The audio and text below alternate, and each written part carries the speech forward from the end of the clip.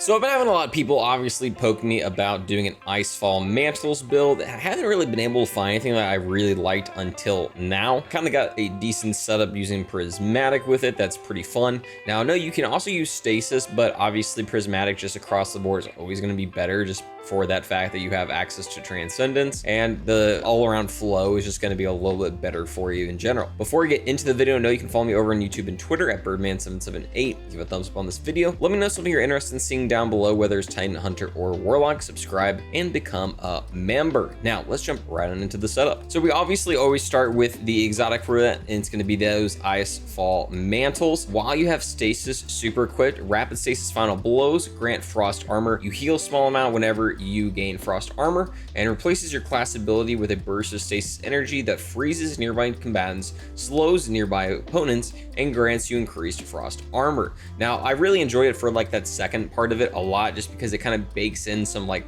unstoppable overload stunning for you, just because you can activate that, have the area effect around you, and also obviously just the fact that you get max stacks of Frost Armor, which is ×5, which is pretty solid. I believe that's like a 25% damage reduction right there. So really great across the board, but obviously picking up those, stasis crystals to create Frost Armor is going to heal you in the process. Getting those Stasis Final Blows will give you that Frost Armor, which is going to heal you. The healing isn't insane, I gotta say. Really could be better in my opinion. Hopefully that's something we see in like a later update, but for now, compared to what these used to be, this is a monstrous, amazing update to this wonderful exotic. Now, we always like to talk about the subclass. Obviously, it's gonna be Prismatic, and we're gonna have to use that Glacial Quake. Now, Glacial Quake is great because it's just good for those area of effect bosses. Now, you can think about like Vesper's Host, the first servitor boss is gonna be great for that. Big enemies, it's always really great for just like breaking all those stasis crystals, doing big AoE damage. It's a solid roaming super. Obviously, roaming supers are going to be getting an update later in Revenant, so this is only gonna get better with time. So really solid super to use, even though you are kind of like forced into having to use this. For your abilities, I recommend using Thruster, pretty much because of the fact that you're not even going to be using Thruster. You're mainly just going for that base cooldown more than anything, versus something like Rally Barricade's 38 seconds, and then Towering Barricade that's 110. This one is just 36. Obviously, it's only 2 seconds faster, but at the same time, you want to be able to, have that burst of stasis energy always available to you with your class ability. For your melee, I recommend using Thunderclap. It's just a super solid, one. You're able to get that great damage reduction while you're charging it up. It's just going to nuke enemies right in front of you. All around is just a really great option for damage. Grenade-wise, Glacial Grenade. You are obviously wanting to take advantage of freezing targets as much as humanly possible, creating stasis shards, which we're gonna talk about more on our fragment side of things. So this is obviously a really great option. Obviously, as well, kind of bakes in again that unstoppable stunning, because you can just throw that grenade down on top of them. They're gonna freeze, you can shatter them, and then they're gonna be stunned, and then you can go through your damage rotation and take them out. Aspect wise, we're gonna be using Diamond Lance so that we always have access to those, wonderful little shattering spears that we can throw across the map at enemies. If they directly hit them, it's gonna freeze them, and then you can shatter them with like another one.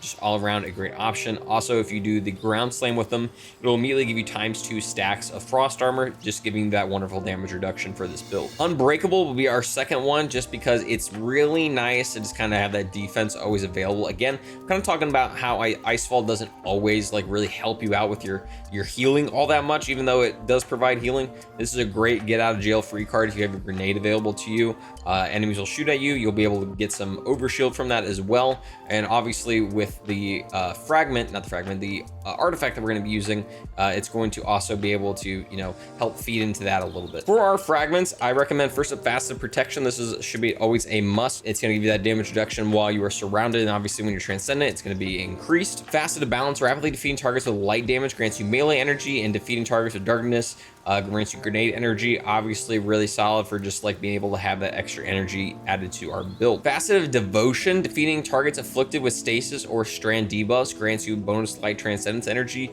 Obviously a really solid one, but I will say this is one that you could swap out for like something like Facet of Dominance, so that you're able to give that Unbreakable a weakening effect if you really need. I just have this on just so I'm able to get, my transcendent bar up a little faster, since this is a very heavy darkness focused build. Facet of Ruin, increases size and damage of the burst whenever you shatter a stasis crystal or frozen target. Obviously huge for this very shatter focused build. Facet of Purpose, whenever we pick up an orb of power, we're going to get some more frost armor, obviously great. And then finally, Facet of Command, freezing or suppressing a target reloads your equipped weapon and increases weapon stability, aim assist, and airborne effectiveness.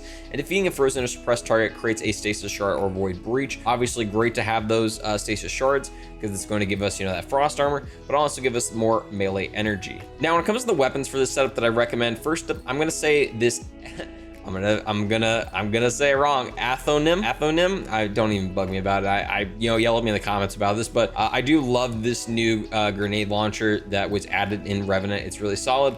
Harvest Spike, this weapon fires a harvester spike projectile. Dealing final blows with this weapon creates a single vestige of the target's location. Impaling more powerful combatants with this projectile creates a steady stream of those vestiges. We like those because it feeds into the vestigial alchemy. This weapon gains energy whenever you pick up a vestige and allows you to create ammo that projectiles on impact.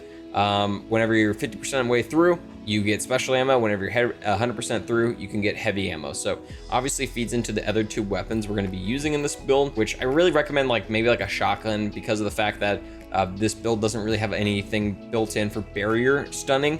So that's obviously going to be a great option this season. Obviously, you can also use a scout rifle if you really want, but I'm taking advantage of this first weapon and having kind of a double special-ish kind of setup going. And then also I have my edge transit, which is probably gonna be my weapon just period throughout the rest of this episode, because it's just got high damage with bait and switch. Envious Assassin's great for getting that overflowing of the mag, and it's just in general a really solid weapon. Now, when it comes to the mods we're going to be using on our armor, first up on our helmet, we're going to be running a harmonic siphon, since we are using mainly that grenade launcher, that stasis grenade launcher, as our main point of weapon. This is great since we also have that glacial quake equipped as our super, and also a special and heavy ammo finder is always going to be a good option to get just in general passive ammo for both those weapons, even though we have that grenade launcher that feeds into our other ammo counts. On our gloves, we're going to be running a boltering detonation, class ability energy whenever you cause damage with your grenade, which is pretty often, and then a momentum transfer, causing damage with your grenade reduces your melee cooldown, feeding into that a little bit, just because we are going to be chucking that glacial grenade a whole hell of a lot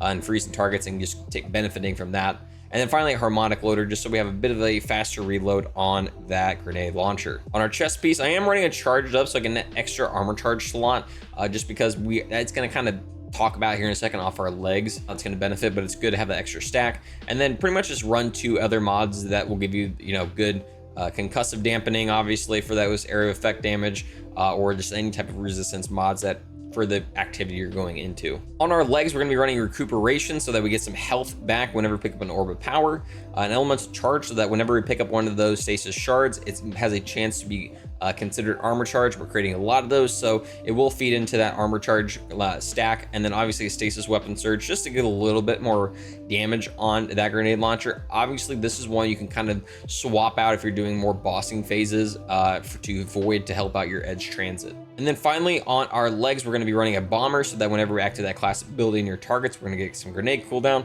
And then I'm running a double utility kickstart just to ensure the fact that I always have that, stasis field from our ICEFALL mantles active.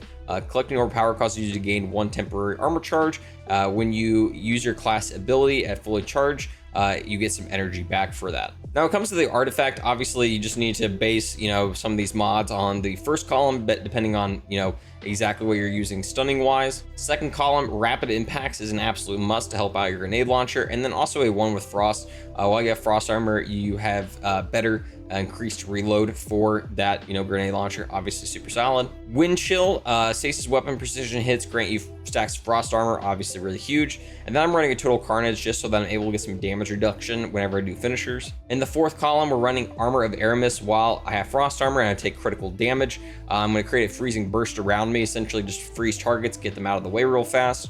Hail the Storm, so that whenever we break those stasis crystals, it creates that slow field, which is really great for overloads as well. And then finally, a concussive reload, so that whenever I use a grenade launcher and I break a shield, hit a champion, or hit a boss is going to weaken them, giving us that extra damage. And then finally on the 5th column, I'm running a Brain Freeze. Frozen combatants become surrounded by a chilling fog, which slows combatants. Obviously really solid for just like in general ad clear. And then finally a Serve Cold. Picking up a Stasis Shard is going to give me some class ability energy, obviously really solid. Now, I will talk about this real quick.